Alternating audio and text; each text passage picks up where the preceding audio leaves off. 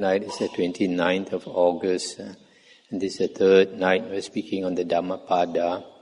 We come to chapter 10, Danda Vaga, violence.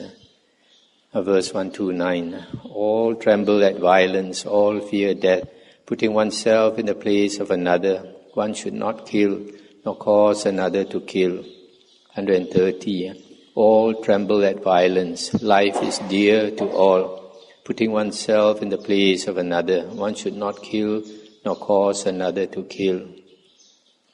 So here basically, if we fear death and we value our life, so do all other beings. So we should not kill other beings or get another person to kill. 131. One who was himself seeking happiness oppresses with violence other beings who also desire happiness, will not attain happiness hereafter. 132. One who while himself seeking happiness does not oppress with violence other beings who also desire happiness, will find happiness hereafter. This karma vipaka is such that if we take the life of other beings, cause their life to be short, then our lives will naturally become short. Just as nowadays you find some children, sometimes even 1 or 2 years old, they have cancer, sometimes cancer of the bone, leukemia, for no apparent reason. And even if we don't kill other beings, we are violent towards other beings, that means harm them, physically harm them, give them pain. Then when we are reborn, it's unlikely that our body also will give us pain here, pain there, with all kinds of sickness. So this karma vipaka, action and its result follows us. Whatever we do, we get back. What we give to others, we get back in return. If not this lifetime, then in a future lifetime. 133. Do not speak harshly to anyone, for those thus spoken to might retort. Indeed, vindictive speech hurts, and retaliation may overtake you. We speak harshly to others, people don't like it, and they will retaliate, and then we'll get back hurtful words. 134. If like a broken gong, you silence yourself, you have approached Nibbana, for vindictiveness is no more in you. This is more of a samana dhamma. There's one sutta where the Buddha told a monk that you cannot return anger with anger. For a monk, if he gets a scolding, he should not scold back. If he scolds back, that is the practice of ordinary people. But for a monk, we should not return anger with anger. So here, like a broken gong, if a monk can practice like a broken gong, does not retaliate, then it's on its way to Nibbana. It's not easy to do. Normally when we get scolded, we get angry in return. 135. Just as a cowherd drives the cattle to pasture with a staff, so do old age and death drive out the life of beings. So, aging and dying is natural to all beings. 136. When the fool commits evil deeds, he does not realize the consequences. The witless man is tormented by his own deeds, like one burned by fire. Ordinary people, we do evil because we don't understand the law of karma vipaka. If we understood the law of karma vipaka, we'll never do evil. It's because we never realize the consequences are so bad. A lot of people don't know that there are ghost realms and even hell realms. A lot of people hear, but they don't believe that there's such a thing as hell, as ghosts and all that. So they just follow their tendencies, which is basically greed, hatred and delusion. 137. One who uses violence against those who are unarmed and offends those who are inoffensive, will soon come upon one of these 10 states. 138. He will incur sharp pain, disaster and bodily injury, or serious illness, or derangement of mind. 139. Or he will meet with trouble from the rulers, or grave charges, loss of relatives, or loss of wealth. 140. Or his houses will be destroyed by a ravaging fire, and upon dissolution of the body, that ignorant person will be reborn in hell. So here for a moment. So if a person is violent towards those who are inoffensive, then all the troubles will come to him. Especially if the person that is harmed is an Arya, then even worse. So one thing about the law of karma vipaka, when we do harm against somebody, does not mean that the person will harm us in return. If we harm somebody, we will get harmed, and anybody can harm us. It's like sometimes because of killing karma, person has a car accident and his life is shortened. It's not necessary that the particular person has to retaliate, has to give him back the consequences. Any other being can do it, because having done the evil deed, he attracts that vipaka, the result of his karma will come to him in whatever form. 141. Neither going about naked, nor matted locks, nor filth, nor fasting, nor lying on the ground, nor smearing oneself with ashes and dust, nor sitting on the heels in penance, can purify a mortal who has not overcome mental wavering. Mental wavering, I guess, refers to doubt. So if a person, like an external ascetic, he doesn't understand the Dhamma, and he doesn't have samadhi, so the mind is always wavering, doubting.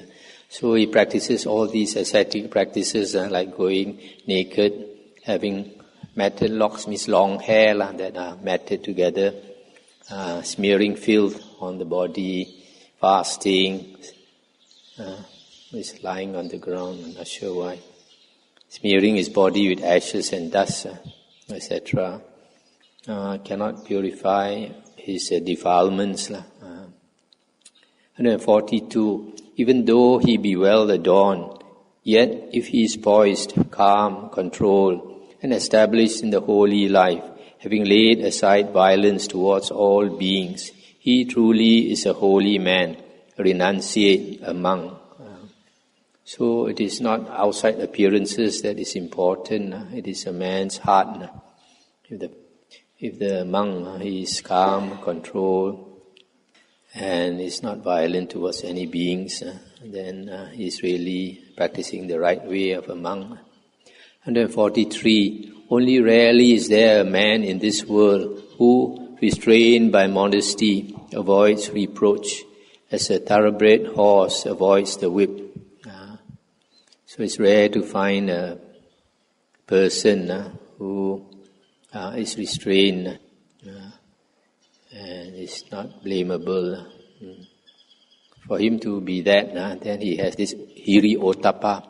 Hiri ottappa is hiri is a sense of shame, and ottappa is fear of wrongdoing. So if he has these two qualities, then he'll be restrained. 144. Like a thoroughbred horse touched by the whip, be strenuous, be filled with spiritual yearning, by faith and moral purity, by effort and meditation, by investigation of the Dhamma, by being rich in knowledge and practice, and by being mindful, destroy this unlimited suffering. The Buddha says, if we understand the Dhamma, we know that death is very near, just around the corner, very soon will touch us. Then we must behave as if our head is on fire. Quickly put out the fire, no time to waste. So in the same way, here it says, be strenuous, filled with spiritual yearning, by effort and meditation, investigation of the Dhamma, practice, then you can destroy the suffering that's remaining. This unlimited suffering refers to the round of rebirths that is still waiting for most people. And this round of rebirths is incalculable. It will never end unless we become an Arya. So, if you understand this, then you understand your head is on fire. If you don't make the effort, sooner or later you're going to fall into hell because this samsara is so long. Sometimes you go up, sometimes you go down, and you go into hell unlimited number of times, ghost realm and all that. 145. Irrigators regulate the waters, arrow makers straighten arrow shafts, carpenters shape wood, and the good control themselves. Virtuous people, we always control our emotions, control our passions. Don't let our passions control us. So, as I mentioned before, the Buddha said, an uncontrolled mind is a source of great suffering. A well-controlled and disciplined mind is a source of great happiness. Chapter 11, Jara Vaga, old age. 146. When this world is ever ablaze, why this laughter, why this jubilation? Shrouded in darkness, why don't you seek the light? So ordinary people in the world, we like to laugh, we like to be jolly, like to enjoy life. The Buddha said, how can you enjoy life when this world is ablaze? Ablaze with what? Ablaze with greed, hatred and delusion, ablaze with suffering, and shrouded in darkness of the knowledge of the Dhamma. Very few people come across the true Dhamma.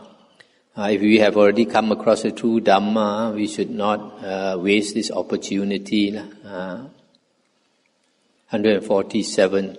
Behold this body, a painted image, a mass of heaped up sores, infirm, full of hankering, with nothing lasting or stable. So our body is like a painted image, especially people put makeup.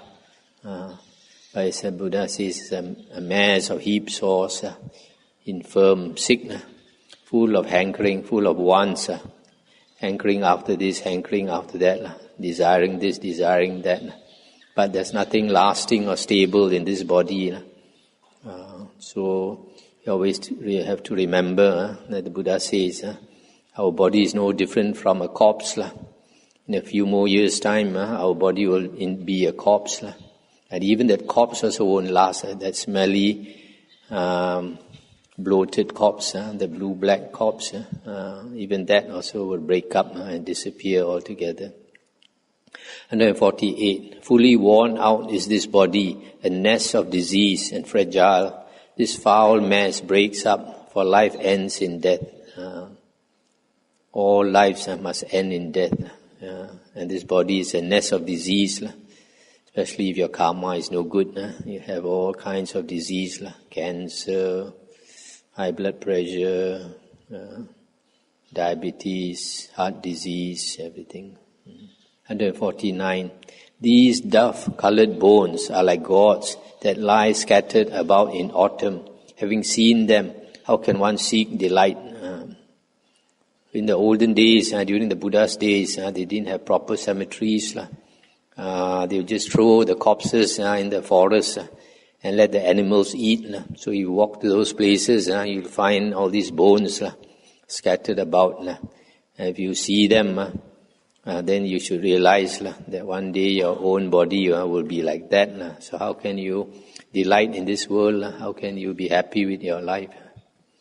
Because very soon you'll end up there.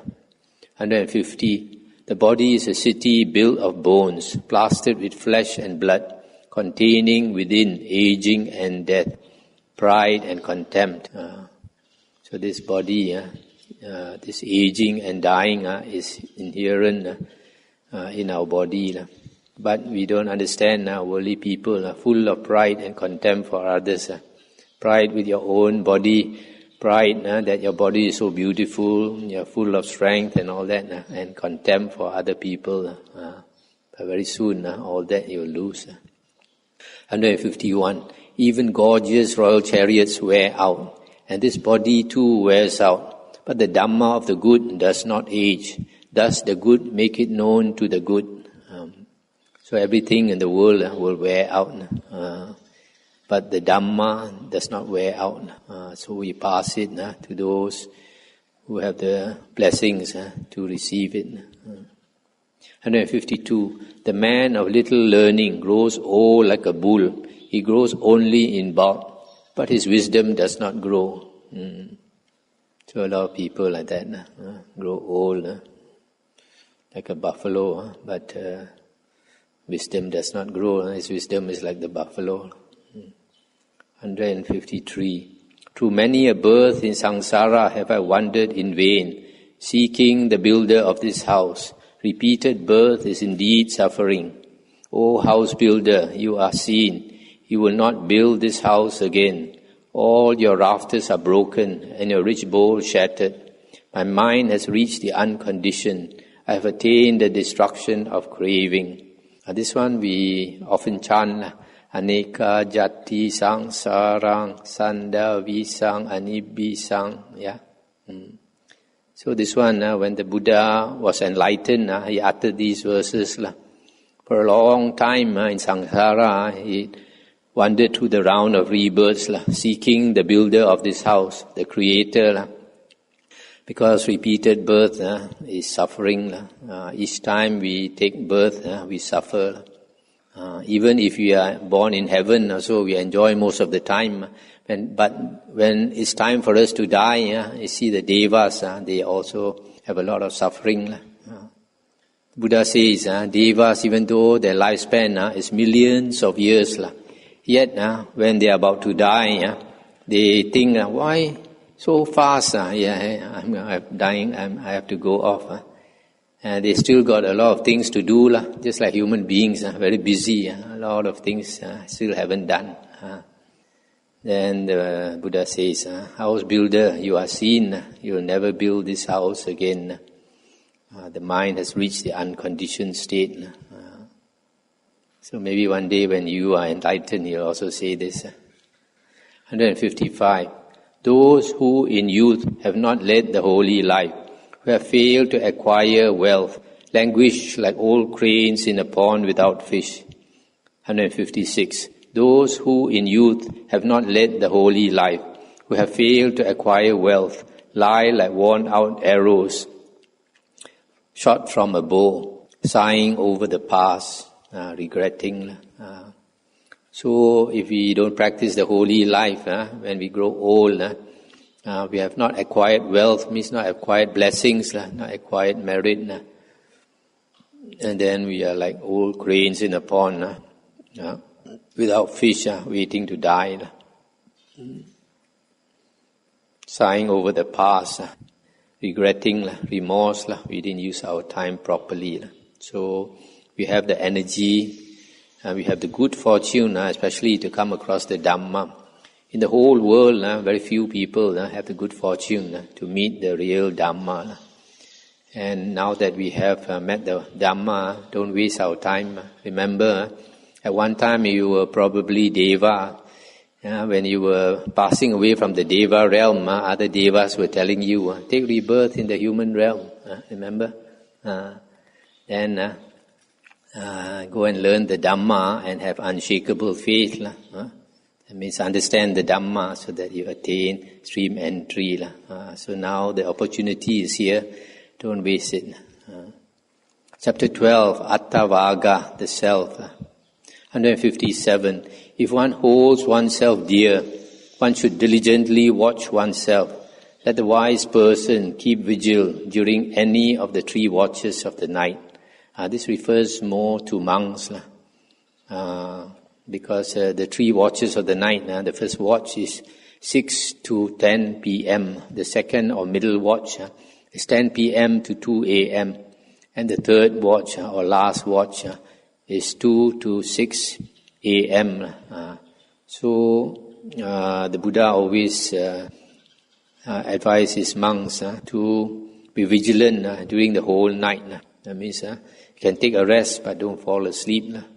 This is extremely difficult. 158. One should first establish oneself in what is proper. Then only should one instruct others. Thus the wise person will not be reproached. So, like the Buddha says, if a person is in the mud, it's difficult to pull another person out of the mud. So we should practice, and then instruct others is the best. But the Buddha also said, the good to benefit yourself and to benefit others at the same time. So as you practice the Dhamma, you also teach the Dhamma if you can. 159. One should do what one teaches others to do. If one would train others, one should be well controlled oneself. Difficult indeed is self-control. Self-control is very difficult. So we should, the Buddha says, we should show example. If we don't practice, we tell others to practice, then it's people won't listen, just like a drunkard telling the son not to drink. 160. One is truly one's protector. Who else could the protector be? With oneself fully controlled, one gains a protector which is hard to gain. Just as we came across before, the best friend can be ourselves. The worst enemy can also be ourselves.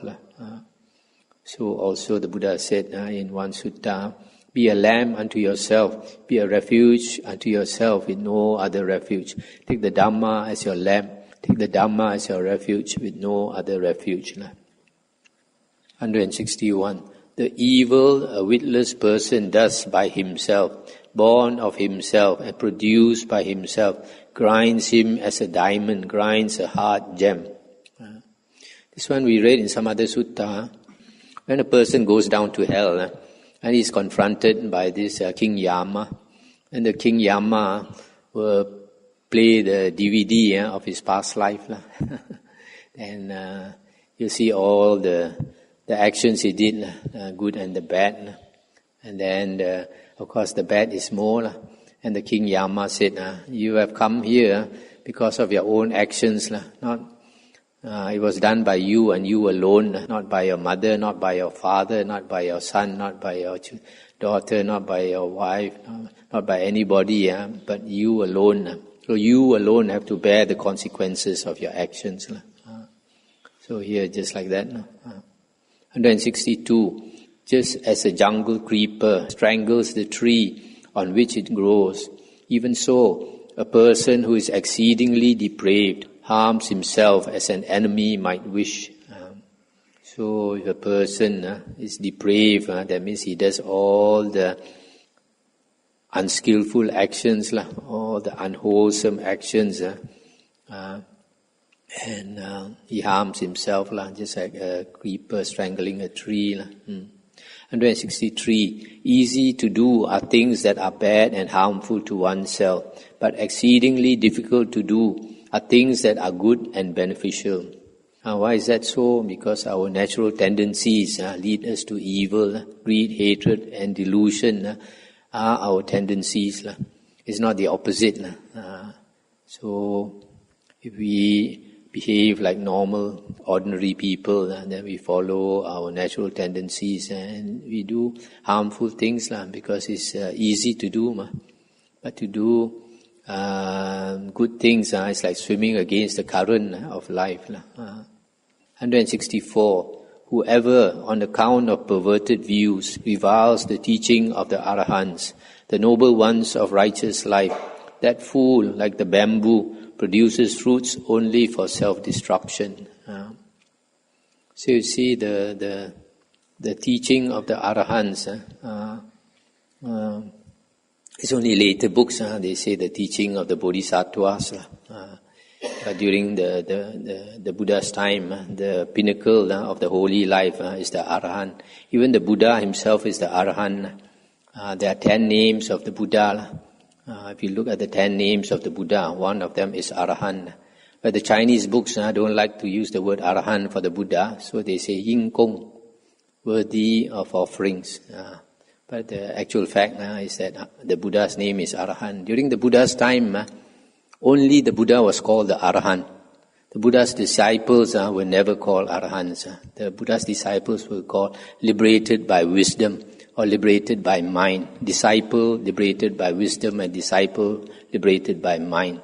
Only later, the later books call the Buddha's disciples Arahants. But actually the word Arahant is the Buddha's name.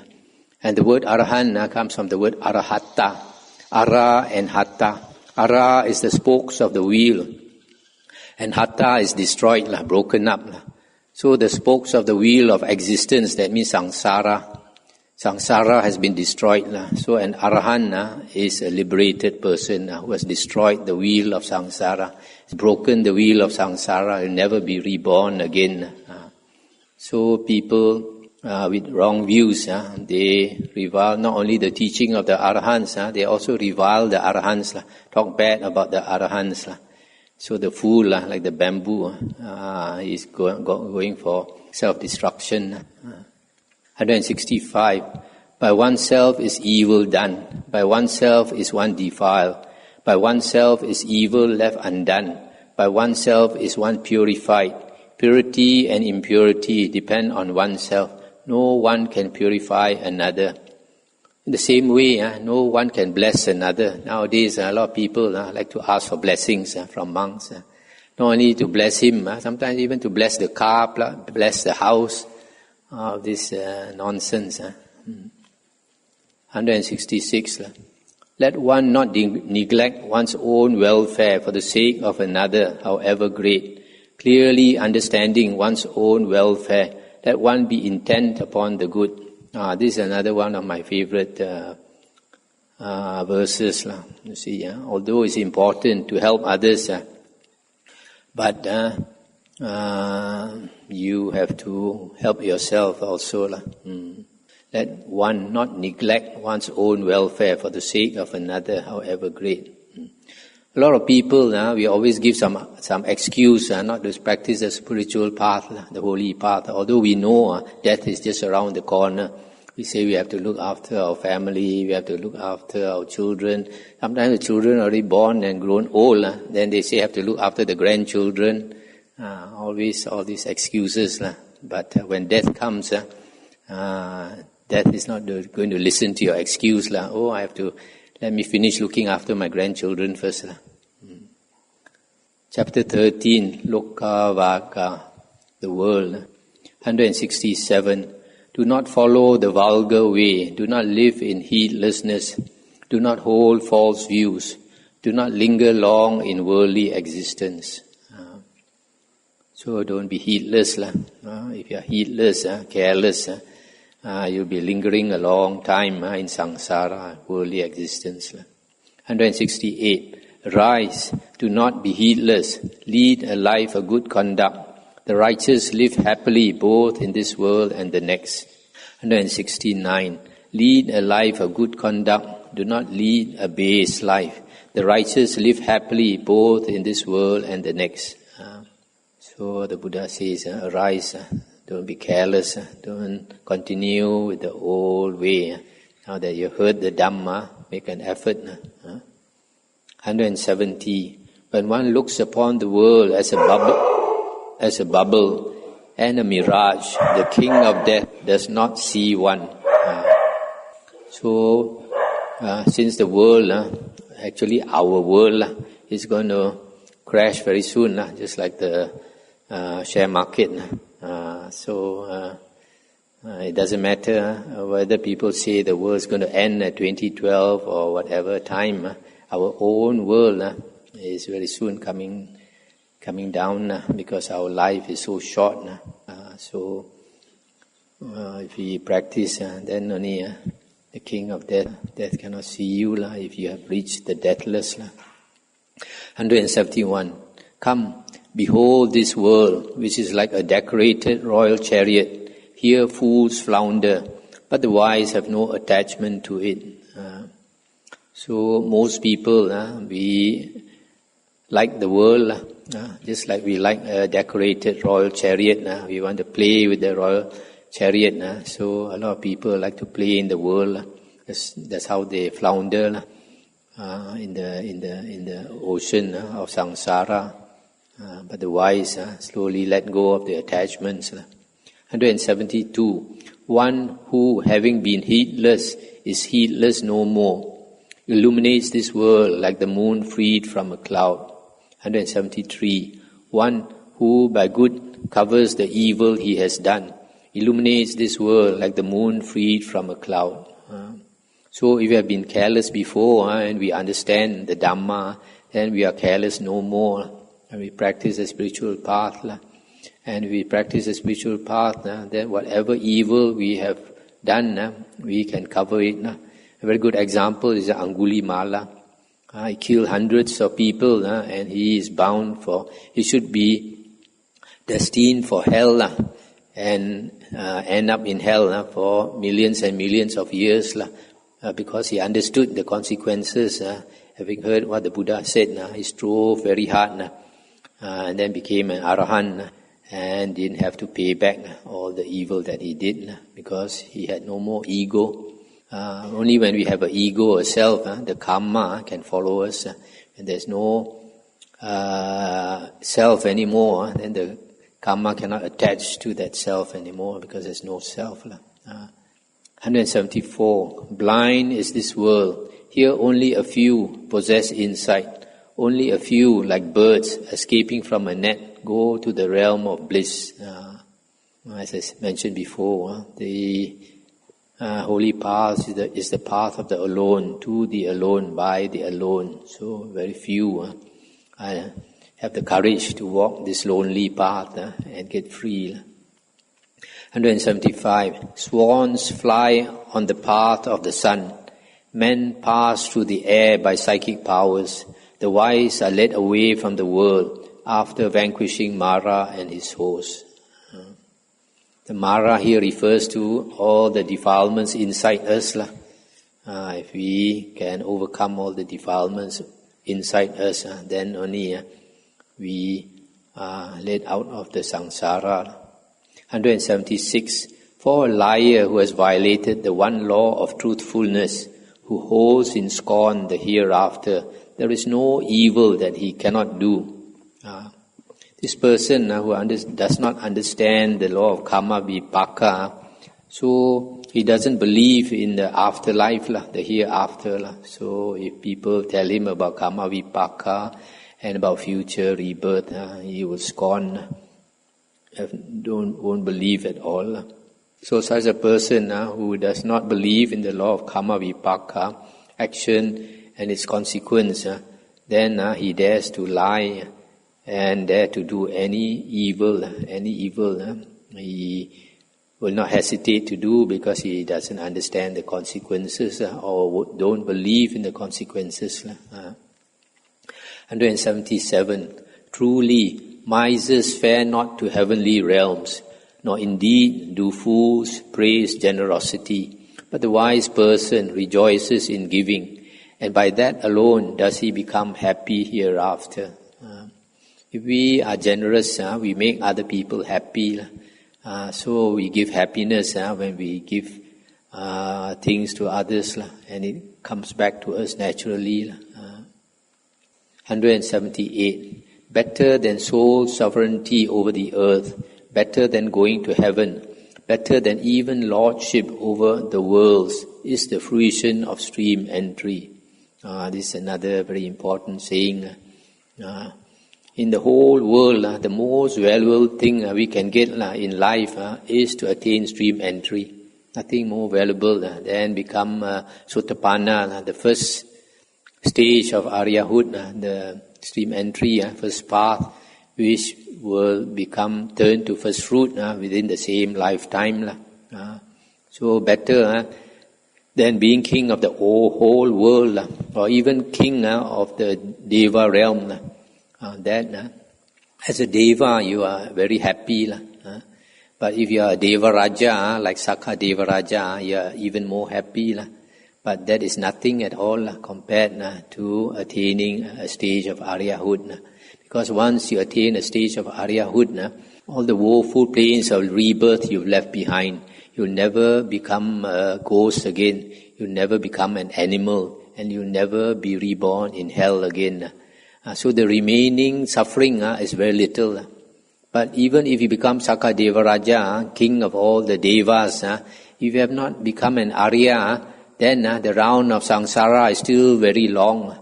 And because the round of samsara is still very long, you are sure, I guarantee you, that you'll become a ghost many times, animal many times, fall into hell uncountable number of times or so.